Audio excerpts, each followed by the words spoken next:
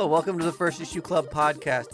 We're your weekly reading club that guides you through the muddy and murky waters of the comic book landscape by discussing first issue comics and what's going on with the most buzzworthy titles of the week. Today, we've got books starring DC, Headline and Chicas, Nubia and the Amazons, and Catwoman, Lonely City, two much anticipated releases.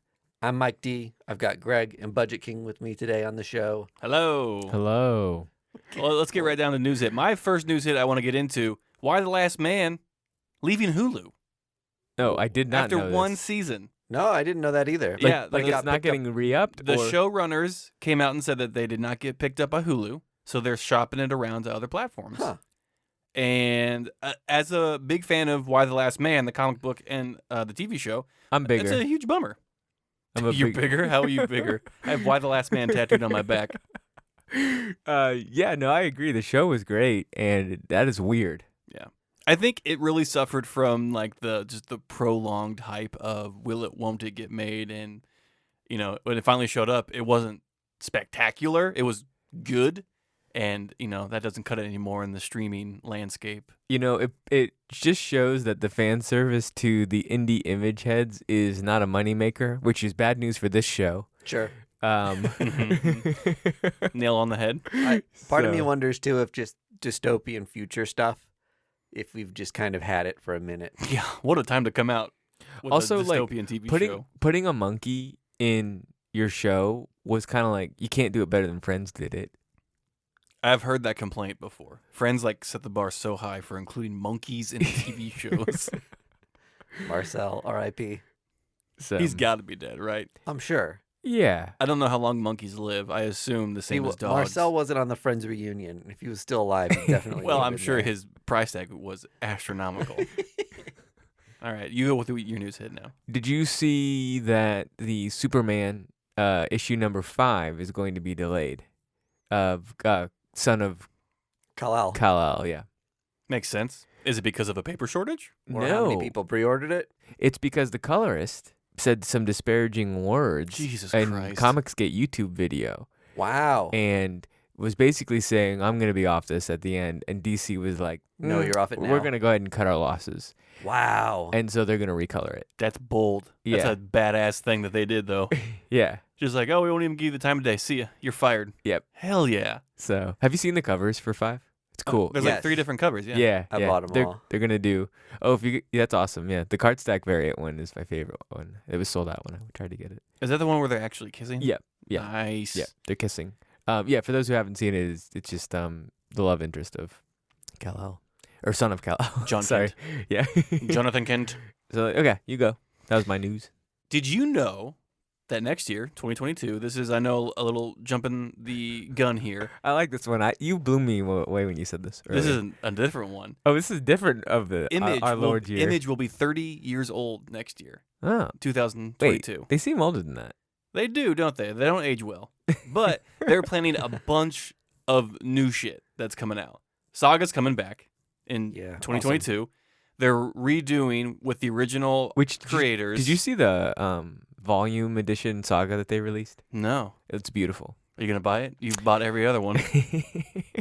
No, I'm not going to, actually. Okay. Yeah, I should. Yeah, this is like a collected compendium in one book. Mm-hmm.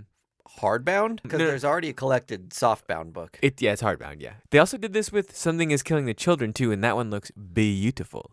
Oh, is that the one that's like super hard to find right Yeah, now? People are like flexing online with it. Sorry, that's Boom, and I don't know why I said Image did that. Yeah, but Boom did that, and it is really hard to find. They're not going to reprint it. Correct. They're not reprinting that as a specific edition. Which, if you're that person that collects trades, and how rich are you? You think that they're like valuable. Also, it's like nobody cares. Nobody's gonna buy. The resale value on that is gonna be what you paid for it. Not Right. more. No, it's like if you collected like semi trucks. It's like that's your like car of choice. Such a great take. It's like, yeah, it's a pretty cool Lamborghini, but have you seen this fucking Peterbilt? It technically cost as much, the same as yours. Oh, I'm really fucking impressed. But it's useless and beefy. And I got nowhere to put it. I could haul a lot of shit. All your lawn furniture, you wouldn't even have to rent a truck. I could put the truck that you rent inside my truck. Hell yeah, that's how boss I am. Anyway, next year, Image has a bunch of stuff planned for their 30th birthday. The original creators for Witchblade and Darkness are coming back to do an ongoing. Whoa. So that's pretty fucking rad. Two of the bigger headlining books that Yeah. Image had. They're coming out with this like awesome hardbound book called The Image Timeline, which goes through the history of like Image and all the titles it's released and like kind of how Image became Image. And they're also re-releasing all of their old Wetworks, Wildcats, Oh. like Prophet, all that shit is getting like a small re-release next year in 2022. Hey, I wonder if they'll do new covers and stuff. You'd hope so. Well, new covers and new stories. Oh, okay. Yeah. I thought you were just saying like reprints. No, sorry, I misspoke. Yeah, like whole new stories. Okay, cool. I assume. like Savage Dragon's gonna get a re-up. Yeah. Oh wow. Well, no. Why would it need a re-up? it just, It's still it's going. just keep going. Yeah, I meant like a reboot. Sorry. No, they're not going to reboot, but like the old titles that have ended that like started Image are getting like I imagine they're short runs, but if they take off, I can see these like continuing on in like shorter bursts and That's stuff. crazy. One of my like semi-news hits is that if you went to your comic book store today, you probably had a small variety of comic books to pick. There was shortages like left and right. Everybody. Yeah, I kept getting emails from the different shops I go to that they are experiencing delays with shipping and product. Which is one thing that was crazy to me is Comixology tries to match that. Mm-hmm. But you were able to get Spawn Gunslinger, which Yeah. I heard was not coming through. I saw Image's site kept flip-flopping on what week that was coming out. So it was supposed to come out this week, and then they ran into some issues and pushed most of their books to next week. Still got it. I don't know. Maybe my shop owner was supposed to hold it for a week or something, but he got like all 10 or whatever covers that there were. So 10 covers? something like that. Yeah, there was a lot of covers. Who's writing that book? Todd himself. The And Todd father? And someone else, Alice Cott. Oh, I love Oh, him. very cool. I didn't realize that. That's awesome. I love that just fucking 20-gallon hat that Gunslinger Spawn wears. Like, I dare you. I dare you to shoot me in my big old hat. I got my sandwich up there. They did another thing where Todd McFarlane signed a ratio cover that's like 1 in 250. Sure. Any comic to me that like is basically retailing for over $500 should just de facto come graded. The idea of buying a raw comic So that's like brand new and signed for I think over they've done that $500 before, right? is like bonkers. I know that like There was a Jim Lee one where they did just- send it. they they're went just in like and just it's sent- straight up going to be graded Yep. and authenticated already. Because I think it was like a sketch signed cover. Because then you have a higher chance of. Have you guys ever seen a 10 in the wild? In the wild? No, but I haven't No. been hunting in a while. You have a higher chance of it getting a 10, I guess. No, well, I'm just saying I don't want to like buy this at my local comic shop or be a local comic shop that receives Mm-hmm. a like 8.0 book that was supposed to be worth over $500. Right. Yeah, how do they ensure That's that one's That's like... insane to spend on a modern comic that's not like completely mint. Well, since like Todd is signing these, I'm sure that like they put him in a special sleeve. Because like it's not just like straight off the publishing line like a regular comic. They should right? dump Pluck it it in out of. dump it in Mod Podge, like a vat of Mod. Just seal Oh, it. so yeah, it just sealed- totally. yeah. Spray it down with some glossy spray paint. What's your other news? Oh, mother news! Valiant is celebrating in 2022. I'm prepping us for 2022 because apparently some big things are on the horizon For indie publishers. for indie publishers. Valiant is celebrating 10 years of publishing comics once again. Okay, so this is crazy to me because you can like Mm-hmm. iconically I have like looked at like Harbingers from the 80s, Yeah. which is older than 10 years. Well, actually, their first comic was released in 91. okay, sorry, from the 90s. I'm sorry. My bad. I mean, it's the same damn Yeah. thing. So yeah, I was a kid They in started year in the 90s, and then were bought by Acclaim, which is a video game franchise, which is why you have Turok. Then Acclaim went bankrupt and sold their rights to most of the Valiant characters to this group called Valiant Entertainment, which is like this. They just happen to be named the same thing. Well, it's like it was a group of entrepreneurs that formed Valiant Entertainment because they wanted to bring back Valiant Got comic it, yeah. books. And so from 2005 to 2012, all they did was release like hardbound books of like collections of Valiant comics. And then in 2012, they started releasing new comic books under the Valiant comic book umbrella. And so now they're celebrating 10 years of that. And the reason I want to bring this up is they're advertising it as the year of Valiant. And I just want a fucking W for these guys. Like, it seems like every 5 years, every couple years, they're just like, Valiant's redoing everything. This is what's going to put us on the top of the pie. They're like, we can't outdo Faith. Faith will never do better than Faith. And then it's just like, it goes good for like a couple months, and then everyone just forgets about it. I really want this just to fucking slap for them. So that's why I want to prep everyone. We're going to do special Valiant previews for everyone. We're going to take 30 minutes out of every episode. Oh, no. And cover the new Valiant book. Okay. No, We could just go back and redo, what was that great Shadow Man book we read where they had a rap duo? Oh, Ray Shremmerd. Oh, yeah, Ray Shremmer. No flex. Zone. Shadow Man's been rebooted a couple times since we started the podcast. I It feel has. like. Yeah. Cullen Bunn's actually writing the current Is he? iteration right now. Yeah. Divinity. It's the best Valiant book I feel like I've read in the past Was that Matt Kent who wrote 5 that? or 6 years. Yeah. It Yeah. was.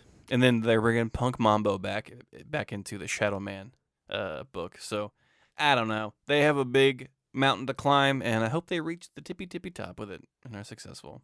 And we'll be there the entire time when every book releases. Hiring a Sherpa to climb that Yeah. mountain with them. To tell you how they're doing climbing the mountain. So those are all my news hits. And we didn't overlap, which was crazy. The only other news that I was going to say, which is just odd, have you seen this thing, Misfit City from Boombox? Yeah, I've Like- heard of it. So Boombox is a teen book. It got picked up by HBO Max, which I feel like is a big deal.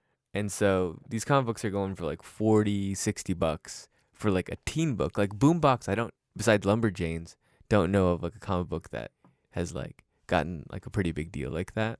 And also it's rare for a Boom book that would be getting a big deal that I'm like not that familiar with. I think Misfit City came out at a weird time when other stuff was coming out too, that we like probably didn't focus on it. Did we miss it recently? No, it wasn't recent. It was like at least 4 years ago. 2017, yeah. So before this podcast started, but barely.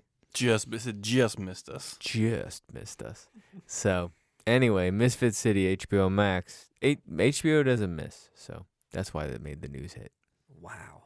Let's talk about one of our comics. Mm-hmm. You want to get into Nubia and the Amazons first? Yeah. Yeah. Let's talk about it then. Okay. This is by Vita Ayala, Mm-hmm. And Stephanie Phillips. Stephanie. No, not Williams. Stephanie Phillips. Sorry. Williams, right? Yeah. Is it Stephanie Williams? it is Stephanie Williams. Yeah. Okay. Yeah. A duo of lady writers. Stephanie Phillips is writing Harley Quinn Yes. right now. Yeah. A handful of Stephanies at the DC offices, always getting CC'd on the wrong email chains. Sorry, wrong Stephanie. Wrong Steph. But yeah, two And, writers. Vita did a lot of things, but Ironheart maybe might be. Oh, and X-Men. She's like a big part of the X-Men team right now. Yeah, writing a couple, or has written a few different X books over the past couple years. So, big fan of hers as well. But this book follows Nubia, who has been around for a while, is now Queen of the Amazons. I don't know that we necessarily want to get back into the back history of who Nubia is. So one thing about Nubia though is that I think, and correct me if I'm wrong, I think she's been mostly Elseworlded, like for Infinite Frontier and things like that, and this is bringing her into non-Elseworld. Am I wrong about that? Okay, so Elseworld in the new iteration of DC doesn't exist like it used to. Yes, exactly. Sorry. So Elseworld used to mean pre-2020 that it was in a parallel world where Non-canon. where it was non-canonical. Now, thanks to the events of Death Metal, it's like its own planet that exists in the universe because everything got pulled in together. So it gets murky, but she existed in another realm. Now, like they're pulling her into a quote-unquote mainline continuity. By giving her a 6-part miniseries. Mm-hmm. And For- having her being queen of the Amazonians. Yeah. Was she the Wonder Woman from the Future State books? She was. The DC, future state stuff that they were, all cramming into these like new storylines moving forward. It's been a tricky transition for me because it's hard to like completely remember and wrap my head around where things got left off. Either way, if you take this book at face value, they give you like a little bit of a quick backstory on Nubia came up out of this well wherein Yes. you Living soul well or something like that. yeah, souls of women who died from violence Yeah. are kind of reborn on the mascara Mm-hmm. if they've got like the true heart of a warrior and they're able to like Right. propel themselves to the top of the well. Right. Nubia was the last person to come out of the well until recently. The well kind of reopened Mm-hmm. and like 5 women came out at once. And that's kind of where the story lies on how Right. Nubia is going to handle her, sisters and Amazons, but also sisters in the fact that they're living the same exact experience Mm-hmm. as she does. The more interesting and unique thing is that one of these women appears to have like a whole other gear of badassness that could end up being a bigger character, or maybe they're setting us up to kill that character or something just to prove how badass a bad guy is. But Right. we definitely got teased that the one character is kind of like a chosen one level Like a Harry Potter of badass that's gonna Amazonians. Yeah. hopefully ward off this like coming doom that is on the horizon. Yeah, they allude to this thing called the Doom Door, which they have to have like a guardian at it at all times, Right. making sure that the evil that is trapped behind the Doom's Door doesn't escape. Yep. Surprise, surprise, at the end of this episode, something has come out of the Doom Door Oh, and yep. turned them to stone, so maybe some kind of Medusa character, some kind of Gorgon. So I think that the task at hand to like make this book work for DC Mhm. was a large task. And to me that's the only thing that worked against this book. Was it just is like actually like the panel introducing Nubia and her world, which you get like 5 pages in, was amazing. And it's like the 4 pages up to that, I was like, what is going on here? Mm-hmm. I don't think it could have been written better, to be honest. You have to weave so many things together to be like, here's how we are, here's who this character is, here's why you care now. Yeah. And I feel like it's going to like, it almost, we've said this before, it felt a little bit like a Zero Mhm. book. And then it was like, one would start you in the action. Here we have a lot of setup of where we are. It was almost like there was like supposed to be some kind of baked in love and fan service for people that liked the character of Nubia. And she's so relatively new that seemed almost like force fed into the storyline of just like, this character's still new. I don't have any reverence for this. So Like- I didn't realize this, but her first appearance is actually in 1973 in just regular Wonder Woman. But then So still pretty new. Comparative to Wonder Woman, sure. or comparative to how old Image or Valiant is. Yeah, which is a 30. So, but you're right. Her other books were either Infinite Frontier or that newest series The that just get Future State stuff. Future State. It came out recently that she had a teen book, but yes. So in theory, she's getting a lot of love and attention recently, although she has been around. So maybe she was a celebrated character at cons and stuff before our Glory in the Sun, as it may be with this podcast, and we just aren't aware of that fandom. That could be very true, but I'm not completely sold on it. The love for this character. I mean, I thought the book held its own, and I think the new characters they kind of introduced are intriguing enough that Mhm.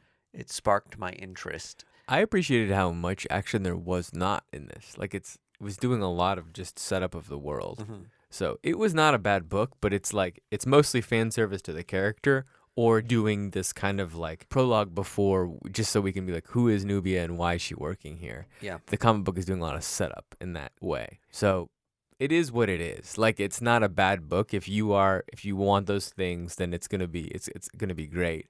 And I think that I don't know if you've read the solicitations for this, but they're already calling like memorable Nubia series, like are going to be like iconic Nubia series. It's supposed to be a predecessor to a larger event. Like it leads us into something. So that could be the reason. There might be some catalyst from this that's like a memorable This was on thing. a lot of people's like get this book list. Yeah.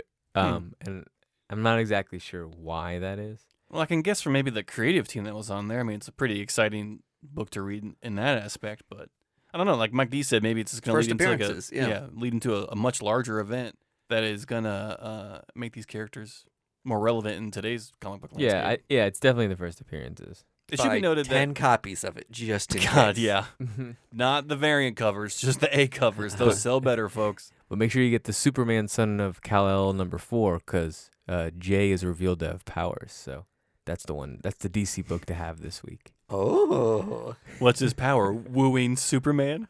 Woo. Yeah. So let's get to the Catwoman book. The reason we're all here. Yes.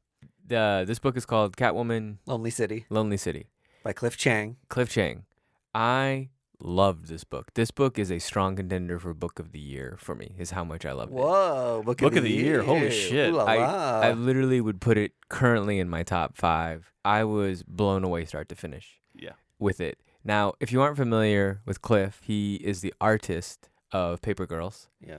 And a lot of the coloring looks the same. So Cliff is both doing the writing and the artwork here. Mhm. And the artwork is obviously stunning, as it is in Paper Girls. But the story is so good. I never thought honestly, Catwoman is a character I did not give 2 flying shits about. And I just really, really, really dug this story. So we get a 50-year-old Catwoman Yep. who's been in jail for 10 years Mm-hmm. after being involved in Batman's death. Which is this a future state event that happened in? No. Uh-uh. Completely different thing. Okay.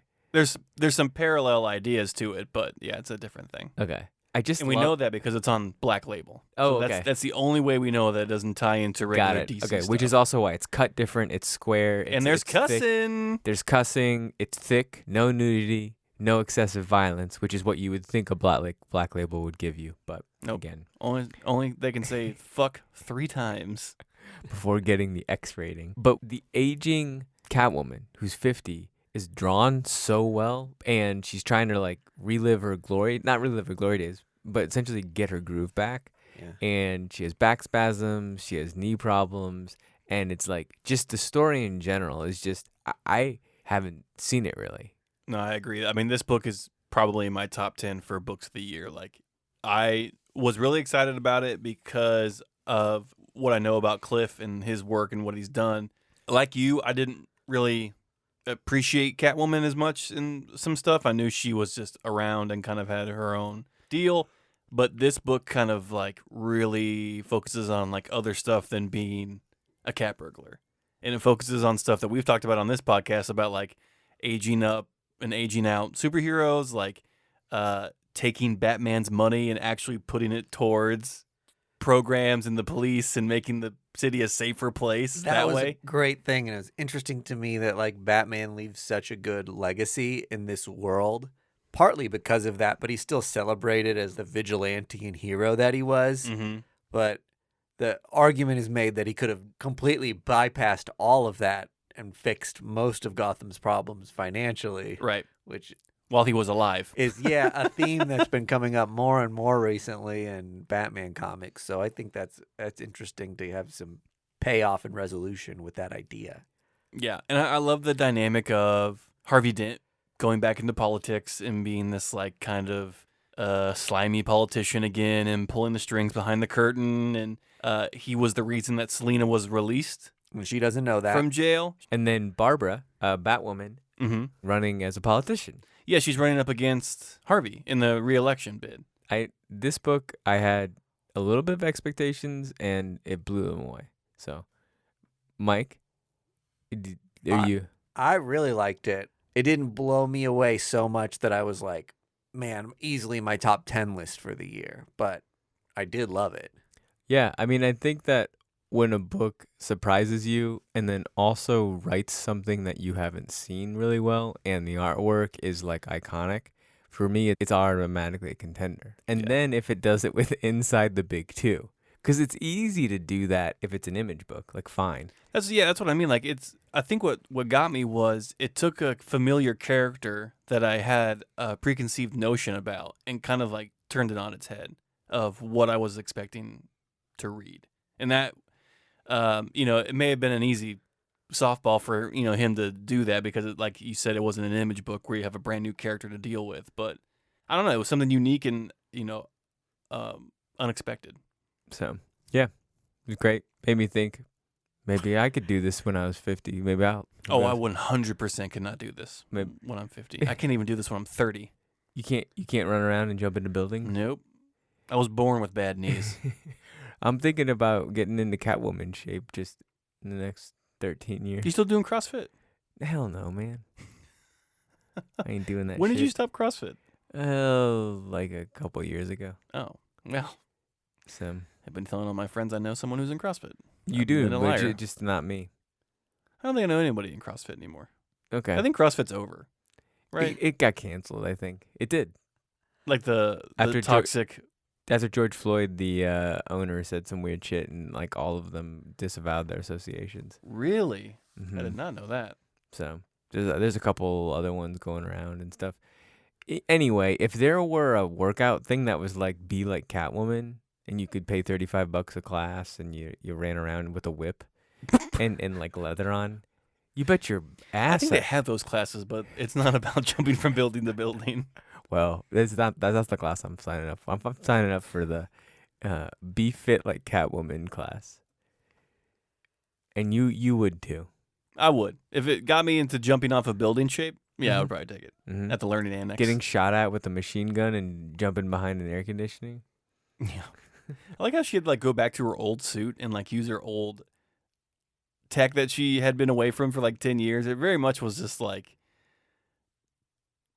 teaching new tricks to an old dog kind of thing. Or a new cat, if I may. You guys remember the Batman Returns Catwoman, where it's like the milk spills and she like licks it? Oh, yeah. Yes. I do remember that. Is that Nicole Kidman? No, Michelle Pfeiffer. Michelle Pfeiffer. Michelle Pfeiffer. She's like, I think DC is just like, what the fuck were we doing? I didn't think you were going to go that way with it, but yeah, I think now they were. Then they're just like, oh, baby. Oh, This is going to get butts in baby, seats. Yeah. That it did. And then Halle Berry had to go ahead and just shake up the franchise. Yeah. You know what I'm not spilling? This Boulevard beer that we're drinking. Ooh, we always put this the wrong part of the show. Because it should go at the top when we talk about the bullies, the bullies. You think it should go to the top? I think so. Just right at the start of the gate. Boulevard beer! And then we just continue on. When you have like a handbag that is really nice, you don't like don't Put look, it inside of another bag. yeah, you don't be like don't look at this. You bought it so that other people can be like, ooh, is that Kate Spade? I always put my Kate Spade in my Walmart bag, Is that so no one knows. Hermès? Is that Christian Dior? You know a lot about handbags. You a handbag man? I've dabbled. So yeah, Boulevard beer. What beer are you drinking? We are drinking a special Boulevard beer, and that special beer is called Space Camper IPA. Send me to the moon to get more Space Camper for me. You started out with a Space Camper, then you went to this next beer, which is beautiful artwork.